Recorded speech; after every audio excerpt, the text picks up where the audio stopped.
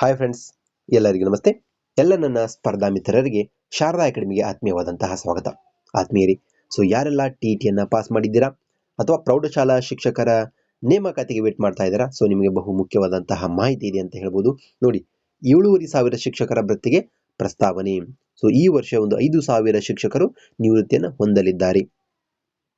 ಈ ಒಂದು ಪತ್ರಿಕೆಯಲ್ಲಿ ಪ್ರಕಟವಾದಂತಹ ಮಾಹಿತಿಯನ್ನು ಗಮನಿಸುವುದಾದರೆ ತಮ್ಮೆಲ್ಲರ ಗಮನದಲ್ಲಿರಲಿ, ಮುಂಬರುವ ಇನ್ನು 2023 ಶೈಕ್ಷಣಿಕ ವರ್ಷ ಎಂಡ್ ಆಗುತ್ತೆ. ಇಲ್ಲಿ 4,985 ಶಿಕ್ಷಕರು ನಿವೃತ್ತಿಯನ್ನು ಹೊಂದಲಿದ್ದಾರೆ. ಈ ಹುದ್ದೆಗಳನ್ನು ಭರ್ತಿ ಮಾಡಬೇಕಂತೇಳಿ ಶಿಕ್ಷಣ ಇಲಾಖೆ ಆಸಕ್ತಿಯನ್ನು ತೋರಿದೆ. ಈ ಹಿಂದೆ ತಮ್ಮೆಲ್ಲರಿಗೂ ಗೊತ್ತು, 2022-23 ಒಂದು ಶೈಕ್ಷಣಿಕ ವರ್ಷದಲ್ಲಿ 15,000 ಪದವೀಧರ ಪ್ರಾಥಮಿಕ ಶಾಲಾ ಶಿಕ್ಷಕರಂದ್ರೆ GPT 6ರಿಂದ 8ನೇ ತರಗತಿಗೆ ಬೋಧಿಸುವ ಶಿಕ್ಷಕರ ನೇಮಕಾತಿ ಪ್ರೊಸೆಸ್ ನಡೆಯಿತು. ಹಲವಾರು ಅಡೆತಡೆಗಳನ್ನು ಎದುರಿಸಿ ಅಂತಿಮವಾಗಿ 13,352 ಅರ್ಹ ಅಭ್ಯರ್ಥಿಗಳು ಆಯ್ಕೆಯಾದರು. ನ್ಯಾಯಾಲಯದಲ್ಲಿ ಪ್ರಕರಣ ಇತ್ತು. ಈ ಪ್ರಕರಣವನ್ನು ಹೊರತುಪಡಿಸಿದರೆ 12,415 ಶಿಕ್ಷಕರು ಈಗಾಗಲೇ ಕೌನ್ಸಿಲಿಂಗ್ ಮೂಲಕ ಸ್ಥಳಕ್ಕೆ ನಿಯುಕ್ತಿಗೊಳಿಸಲಾಗಿದೆ. ಹಾಗಾಗಿ ಇದು ಈ ಹಿಂದಿನ ಒಂದು GPT ನೇಮಕಾತಿಗೆ ಸಂಬಂಧಪಟ್ಟಂತ ಮಾಹಿತಿ ಆಯಿತು. ಇನ್ನು 2023ನೇ ಶೈಕ್ಷಣಿಕ ಸಾಲದಲ್ಲಿ ಈ ಒಂದು ಶೈಕ್ಷಣಿಕ ವರ್ಷದಲ್ಲಿ ಏನು ಟೀಚರ್ಸ್ ರಿಟೈರ್ಮೆಂಟ್ ಆಗ್ತಾರೆ, ಅವರ ಖಾಲಿ ಹುದ್ದೆಗಳನ್ನು ಭರ್ತಿ ಮಾಡಬೇಕು ಅಂತ ಹೇಳಿ ಶಿಕ್ಷಣ ಇಲಾಖೆ ಏನು ಮಾಡ್ತಾ ಇದೆ, ಆರ್ಥಿಕ ಇಲಾಖೆಯ ಒಂದು ಪ್ರಸ್ತಾವನೆಯನ್ನು ಸಲ್ಲಿಸಿದೆ. ಆ ಪ್ರಸ್ತಾವನೆ ಪರಿಶೀಲನೆಯಲ್ಲಿದೆ ಅಂತಕ್ಕಂಥ ಒಂದು ಮಾಹಿತಿ ಲಭ್ಯವಾಗ್ತಾ ಇದೆ. ಹಾಗಾದರೆ ಮುಂಬರುವ ದಿನಗಳಲ್ಲಿ ಮತ್ತೆ GPT ಶಿಕ್ಷಕರ ನೇಮಕಾತಿ ನಡೆಯುತ್ತೆ ಅನ್ನೋದು ಇಲ್ಲೊಂದು ಸ್ಪಷ್ಟವಾಯಿತು. ಮತ್ತೊಂದು ಅಂಶವನ್ನು ಗಮನಿಸಿ, ಈಗಾಗಲೇ ಯಾರು ಇಂಗ್ಲಿಷ್ ಮತ್ತು ವಿಜ್ಞಾನ ಶಿಕ್ಷಕರು ಅಥವಾ ಶಿಕ್ಷಕರಾಗಲಿಕ್ಕೆ ಅರ್ಹತೆಯನ್ನು ಹೊಂದಿದ್ದೀರಾ, ನಿಮ್ಗೆ ಬಹಳಷ್ಟು ಬೇಡಿಕೆನ ಅಂತ ಹೇಳಬಹುದು. ಯಾಕಂದರೆ ಈ ಒಂದು ಮಾಹಿತಿಯ ಪ್ರಕಾರ ಪ್ರಾಥಮಿಕ ಮತ್ತು ಪ್ರೌಢಶಾಲೆಗಳಲ್ಲಿ 2,127 ಇಂದು ಆಂಗ್ಲ ಶಿಕ್ಷಕರ ಕೊರತೆ ಇದೆ. ಹಾಗೆಯೇ 6,934 ವಿಜ್ಞಾನ ಶಿಕ್ಷಕರ ಕೊರತೆ ಇದೆ. ಅಂದರೆ ಯಾರು ಇಂಗ್ಲಿಷ್ ಮತ್ತು ವಿಜ್ಞಾನ ಈ ಶಿಕ್ಷಕರ ಕೊರತೆ ಬಹಳ ಇದೆ. ಹಾಗಾಗಿ ಇವು ಹೆಚ್ಚಿನ ಪ್ರಮಾಣದಲ್ಲಿ ನೇಮಕಾತಿಯನ್ನು ಹೊಂದುವುದು ಬಹಳಷ್ಟು ಸ್ಪಷ್ಟವಾಗುತ್ತೆ. ಇನ್ನು ಇದ್ದಂತಹ ವೃಂದ ಬಲದಲ್ಲಿ ಪ್ರಾಥಮಿಕ ಇರಬಹುದು, ಪ್ರೌಢಶಾಲೆಗಳಿರ್ಬೋದು, ಇಲ್ಲಿ ಬಹುತೇಕ ಒಂದು 50,000 ಸುಮಾರು 50,000 ಒಂದು ಶಿಕ್ಷಕರ ಕೊರತೆ ಇದೆ. ಈ ಒಂದು 50,000 ಶಿಕ್ಷಕರ ಹುದ್ದೆಗಳಲ್ಲಿ ಪ್ರಾಥಮಿಕ ಶಾಲೆಯಲ್ಲಿ ಸುಮಾರು 40,000 ಹುದ್ದೆಗಳು ಖಾಲಿ ಇದ್ದಾವೆ. ಇನ್ನು ಪ್ರೌಢಶಾಲೆಗೆ ಗಮನಿಸೋದಾದರೆ 10,155 ಇನ್ನು ಖಾಲಿ ಹುದ್ದೆಗಳು ಲಭ್ಯವಿದ್ದಾವೆ. ಇಷ್ಟು ಹುದ್ದೆಗಳು ಖಾಲಿ ಇದ್ದಾವೆ. ಬಟ್ ನೇಮಕಾತಿಗೆ ಸರ್ಕಾರ ಪ್ರಸ್ತಾವನೆಯನ್ನು ಸಲ್ಲಿಸಿದಾಗ ಆರ್ಥಿಕ ಇಲಾಖೆ ಪ್ರಸ್ತಾವನೆಯನ್ನು ಪರಿಶೀಲಿಸಿ ನೇಮಕಾತಿಗೆ ಅನುಮತಿಯನ್ನು ನೀಡುತ್ತೆ. ಹಾಗಾಗಿ ಈ ಎಲ್ಲ ಹುದ್ದೆಗಳು ಒಮ್ಮೆಗೆ ನೇಮಕಾತಿ ಆಗುವುದಿಲ್ಲ. ಒಟ್ಟಾರೆ ಮುಂಬರುವ ದಿನಗಳಲ್ಲಿ ಏನು GPT ನೇಮಕಾತಿ ಅಂತೂ ನಡೆಯುತ್ತೆ. ಹಾಗೆಯೇ HSTR ಹೈಸ್ಕೂಲ್ ನೇಮಕಾತಿಯು ಸಹ ನಡೆಯುವುದು ಖಚಿತ. ಈಗಾಗಲೇ 2,500 ಶಿಕ್ಷಕರ ನೇಮಕಾತಿ ಮಾಡಿಕೊಳ್ಳಲಾಗುತ್ತೆ ಅಂತ ಹಿಂದಿನ ಶೈಕ್ಷಣಿಕ ವರ್ಷದಿಂದಲೇ ತಮ್ಮೆಲ್ಲರಿಗೂ ಮಾಹಿತಿ ಸ್ಪ್ರೆಡ್ ಆಗ್ತಾ ಇತ್ತು. ಬಟ್ ಕಾರಣಾಂತರಗಳಿಂದ ಈಗಲೂ ಸಹ ಅದು ಆರ್ಥಿಕ ಇಲಾಖೆಯ ಒಂದು ಪರಿಶೀಲನೆ ಅಲ್ಲಿದೆ ಅಂತಕ್ಕಂಥ ಒಂದು ಮಾಹಿತಿ ಪತ್ರಿಕೆಯಲ್ಲಿ ಪ್ರಕಟವಾದಂತಹ ಅಂಶವನ್ನು ಗಮನಿಸಬಹುದು.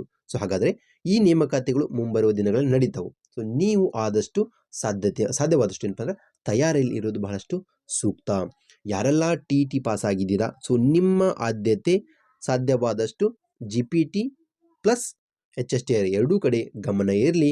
ಇನ್ ಕೇಸ್ TET ಕರೆದರೆ ನಿಮ್ಮ ಸ್ಕೋರನ್ನು ಇನ್ನೂ ಹೆಚ್ಚಿಗೆ ಮಾಡಿಕೊಳ್ತಕ್ಕಂಥ ಒಂದು ಅವಕಾಶವನ್ನು ನೀವು ಮಿಸ್ ಮಾಡ್ಕೊಳ್ಳಿಕ್ಕೆ ಹೋಗ್ಬೇಡ್ರಿ. ಯಾಕಂದರೆ TET ಅಂಕಗಳು ಸಹ ಬಹಳಷ್ಟು ಇಂಪಾರ್ಟೆಂಟ್. 20% 20% ಅಂಕಗಳನ್ನು GPT ನೇಮಕಾತಿಯಲ್ಲಿ ಕನ್ಸಿಡರ್ ಮಾಡ್ತಾರೆ. ಹಾಗಾಗಿ ಈ ಒಂದು TET ಅಂಕ ಬಹಳಷ್ಟು ನಿಮಗೆ ಪ್ಲಸ್ ಪಾಯಿಂಟ್ ಅಂತಲೇ ಹೇಳ್ಬೋದು. ಇಲ್ಲಿ ಏನು 2,500 ಶಿಕ್ಷಕರ ಪ್ರೌಢಶಾಲೆ ಶಿಕ್ಷಕರ ನೇಮಕಾತಿ ಹಿಂದೆ ನಡೀಬೇಕು ಅಂತೇಳಿ ಒಂದು ಶಿಕ್ಷಣ ಇಲಾಖೆಯಲ್ಲಿ 2,500 ಶಿಕ್ಷಕರ ನೇಮಕಾತಿ ನಡೆಯುತ್ತೆ ಅಂತ ಹೇಳಿತ್ತು. ಬಟ್ ಇಲ್ಲಿ ಏನು ಹೇಳಿದ್ರು, 15,000 GPT ಶಿಕ್ಷಕರ ನೇಮಕಾತಿ ಆದ ನಂತರ ಇನ್ನು ಖಾಲಿ ಉಳಿತಾವಲ್ಲ ಆ ಹುದ್ದೆಗಳಿಗೆ ಉಳಿದಂತೆ ಏನಪ್ಪ ಸರ್ಕಾರ ಅನುಮತಿಯನ್ನು ಪಡೆದಿತ್ತು.